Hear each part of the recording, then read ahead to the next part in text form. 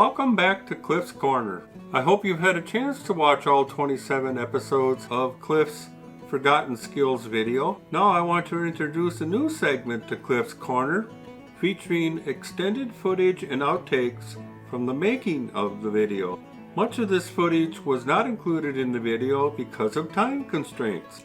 I hope you enjoy the outtakes and extended in-depth footage, and I hope it will make your camping experience more enjoyable.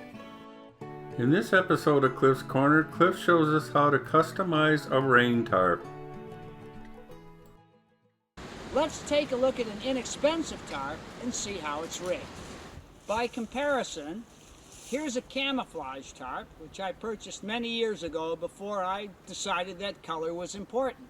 This was an inexpensive tarp. It had grommets all the way around. There were no loops on the face. I had to modify it. Here's how I began.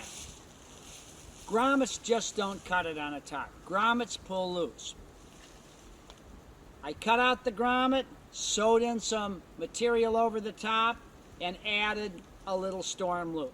And then each one of these storm loops has on it a pair of ties that look like this. Now each one of these ties are about 10 inches long. These ties are very important to put on each storm loop on the fly. Then I started sewing in additional storm loops all along the hem of the tarp. You'll notice these are roughly 18 inches apart. That's about how far I like them, 18, 20 inches. They should not be more than 24 inches apart. So you're going to have to sew these in all the way around the entire hem of your tarp. It's going to take some time, and when you install these little cords, you're going to need roughly 20 inches of cord for each loop. You're going to go through about 200 feet of parachute cord to rig an entire tarp. Let's go to the center of the tarp and look at the storm loop. The center storm loop is essential to rigging your fly. This is just a simple piece of nylon webbing folded over and sewn to a patch, a rather large patch. This is about a 6-inch by 6-inch patch underneath. Notice the long loop on the storm loop itself. The loop is there for a reason, as we'll see when we rig these tarps in a little bit. Let's look at the underside of this tarp, the backing part. You need some weight to stabilize a pole. If possible, it's always nice to be able to rig a tarp without using a center pole to push out the center. But oftentimes you just have to use a pole. If you simply punch a pole right into the center, a big wind comes along, tarp fluffs up, down comes the pole.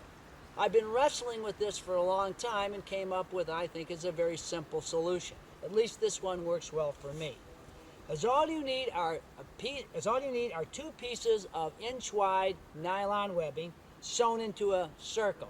One's this way, the other's this way. Sort of looks like a butterfly, if you will. The pole, the tent pole, goes into the butterfly and secures around the pole with this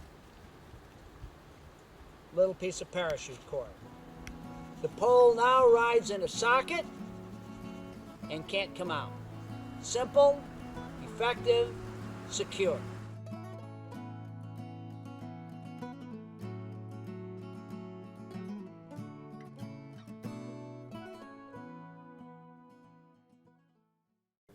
I hope you've enjoyed this episode of Cliff's Corner, and if you have, give it a like. And please subscribe to my channel.